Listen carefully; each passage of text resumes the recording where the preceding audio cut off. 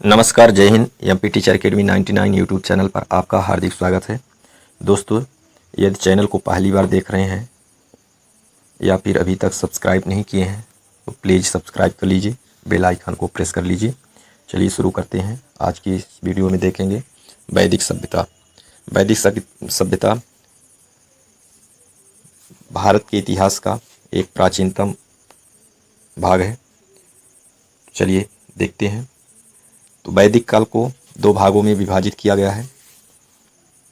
पहला है ऋग्वैदिक काल या पूर्व वैदिक काल, जो 1500 से 1000 ईसा पूर्व तक माना जाता है, और दूसरा है उत्तर वैदिक काल, जो 1000 से 600 ईसा पूर्व तक माना जाता है। जो पूर्व वैदिक काल था यानी ऋग्वैदिक काल, इस काल में ऋग्वेद की रचना की गई थी, इसलिए इसको ऋग्वैदिक काल कहा जाता है। उत्तर वैदिक काल में सामवेद, यजुर्वेद और अथर्ववेद, 3 वेदों की रचना की गई। आगे देखिएगा दोस्तों, जो वैदिक काल है वो आर्यों का समय था, यानी जो आर्य थे वो सर्वप्रथम पंजाब एवं अफगानिस्तान में बसे। ठीक है। आर्यों का मूल स्थान क्या था? तो मैक्स मूलर के अनुसार बात करें तो आर्यों का मूल निवास स्थान मध्य एशिया को माना जाता है। ठीक है। यानी मैक्स मूलर ने आर्यों का मूल निवास स्थान मध्य एशिया को माना है। अलग अलग इतिहासकारों ने कुछ अपने मत दिए हैं, जिनमें से सबसे ज़्यादा सर्वमान्य मैक्स मूलर का मत है, जिसके अनुसार आर्यों का मूल निवास स्थान मध्य एशिया को माना गया है। ठीक है। अब आगे देखिएगा दोस्तों, आर्यों द्वारा निर्मित सभ्यता ही वैदिक सभ्यता कहलाई। ठीक है। आर्यों द्वारा निर्मित सभ्यता को वैदिक सभ्यता कहा गया। आर्यों की जो भाषा थी वह संस्कृत थी। ठीक है। संस्कृत सभी भाषाओं की जननी है माना जाता है। तो आर्यों की जो भाषा थी वो कैसी थी? संस्कृत थी। ठीक है। सभा एवं समिति। ठीक है। सभा एवं समिति राजा को सलाह देने के लिए एक संस्था थी। ठीक है। अब एक महत्वपूर्ण जो युद्ध का वर्णन मिलता है दशराज युद्ध के नाम से, ये कहाँ मिलता है? ऋग्वेद के 7वें मंडल में। ठीक है। यह कहाँ लड़ा गया था? तो रावी नदी के तट पर। किसके किसके बीच? तो सुदास और 10 जनों के बीच लड़ा गया था, जिसमें सुदास विजयी हुआ था। ओके। आगे देखिएगा ऋग्वैदिक समाज के बारे में। ऋग्वैदिक समाज 4 वर्णों में विभक्त था। ये वर्ण थे ब्राह्मण, क्षत्रिय, वैश्य और शूद्र। ठीक है। ये जो वर्ण थे कर्म के आधार पर थे, ना कि जन्म के आधार पर। ठीक है। आगे देखिएगा दोस्तों, ऋग्वेद के 10वें मंडल के पुरुष सूक्त में 4 वर्णों का उल्लेख किया गया है। ठीक है। जो आर्यों का समाज था उसमें पिता की प्रधानता थी, यानी कि आर्यों का समाज पितृसत्तात्मक था। ठीक है। अब यहाँ देखिएगा, पिता समाज में प्रधान था। ठीक है। लेकिन दोस्तों यहाँ पे एक बात दिलचस्प है कि ऋग्वेद में लोपामुद्रा, घोषा, सिकता, अपाला एवं विश्वास जैसी विदुषी स्त्रियों का भी वर्णन है। तो यहाँ पर स्त्रियाँ भी विदुषी थी, पढ़ी लिखी, मतलब शिक्षित कह सकते हैं या फिर विदुषी कह सकते हैं। तो स्त्रियाँ भी कम नहीं थीं, उनका भी यहाँ पे उल्लेख किया गया है। आगे देखिएगा, जीवन भर जो स्त्री अविवाहित रहती थी उसको अमाजू कहा जाता था। ठीक है। यानी जीवन भर अविवाहित रहने वाली महिलाओं को अमाजू कहते थे उस काल में। जो आर्य लोग थे वो सोमरस का पान करते थे।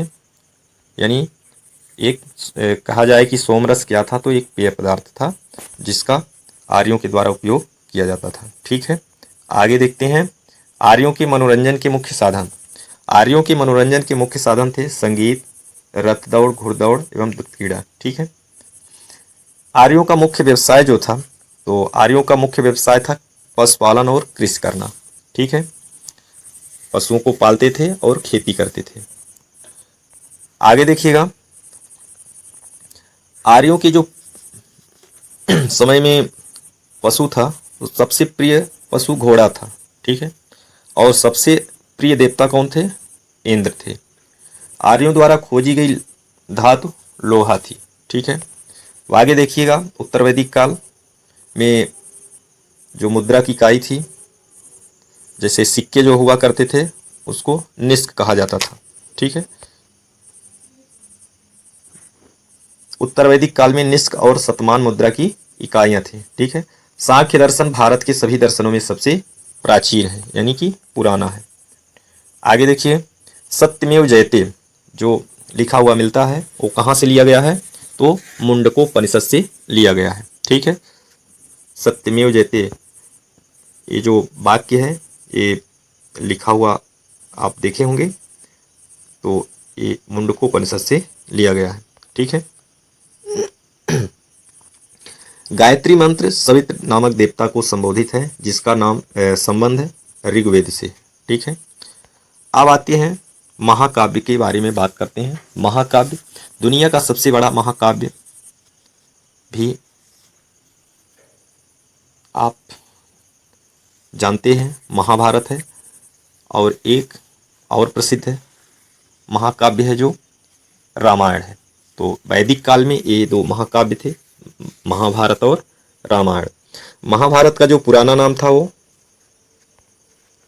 जय संहिता के नाम से था। ठीक है, महाभारत का पुराना नाम जय संहिता है। यह विश्व का सबसे बड़ा महाकाव्य है, इससे बड़ा कोई महाकाव्य नहीं है पूरी दुनिया में। ठीक है, आगे देखिएगा, वेद और उपनिषद हिंदुओं के धार्मिक साहित्य हैं।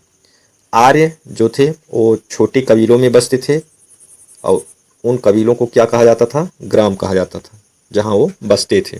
ठीक है, ऋग्वेद काल के लोग प्रकृति की शक्ति को दर्शाने वाले देवताओं को पूजते थे, जैसे अग्नि की पूजा करते थे, सूर्य की पूजा करते थे, वायु की पूजा करते थे, आकाश की पूजा करते थे, और वृक्ष की भी पूजा करते थे। आज भी वृक्षों की पूजा होती है कि नहीं होती है?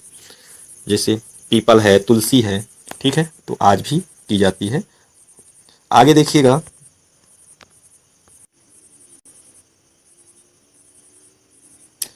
ऋग्वैदिक काल में इंद्र, अग्नि और वरुण सर्वाधिक मान्य देवता थे। वैदिक काल में खगोल विद्या अत्यधिक विकसित थी।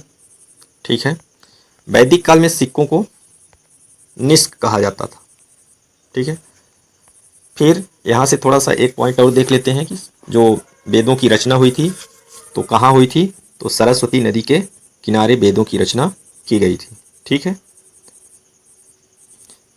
तो दोस्तों ये थे कुछ महत्वपूर्ण पॉइंट जो आपके साथ साझा किए। मिलेंगे नई वीडियो में पुनः नई जानकारी के साथ। तब तक के लिए आप अपना ख्याल रखिए, तैयारी जारी रखिए। चैनल को अभी तक यदि सब्सक्राइब नहीं किए हैं तो सब्सक्राइब कर लीजिए। वीडियो अच्छी लगे तो लाइक शेयर कीजिए। धन्यवाद।